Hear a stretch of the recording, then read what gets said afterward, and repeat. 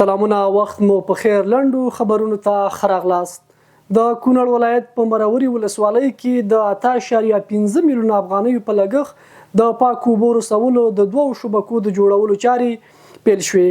ټاکل شوی چې د یادو شبکو په جوړېدو سره به 600 ځایي کورنیو ته د پاکو اوبو په برخه کې اسانتیاوي رامنځته شي.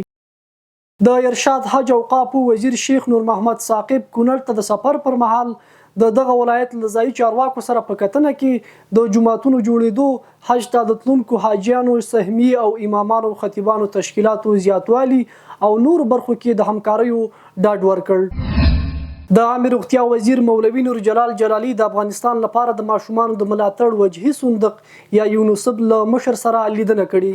په دې لیدنه کې د عامه روغتیا وزیر د هیواد ټولو وګړو ته د معیاري روغتیايي خدماتو پر وړاندې کولو د ټینګار سربیره د روغتیايي مرکزونو د ښه تمویل او تجهیز اړوند لازمې سپارښتنې کړي. د ننګرهار ولایت د صنعت او سوداګرۍ ریاست مسؤلینو په دغه ولایت کې د لومړي ځل لپاره د کورنیو تولیداتو 3 ورځنی نړیوال نندارتون پرانیست. په یاد نندارتون کې د کورنیو تولیداتو 132 بیلابېلې غرفې ایښودل شوي دي.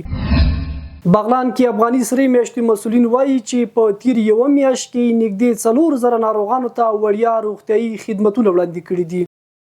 د فراه د اقتصاد ریاست مسؤلینو په دغه ولایت کې په تیرو 6 میاشتو کې د څه د باندې 28 میلیونه ډالرو په لګښت 55 بیلابېلې ټولګټې پروژې پلي کړي دي.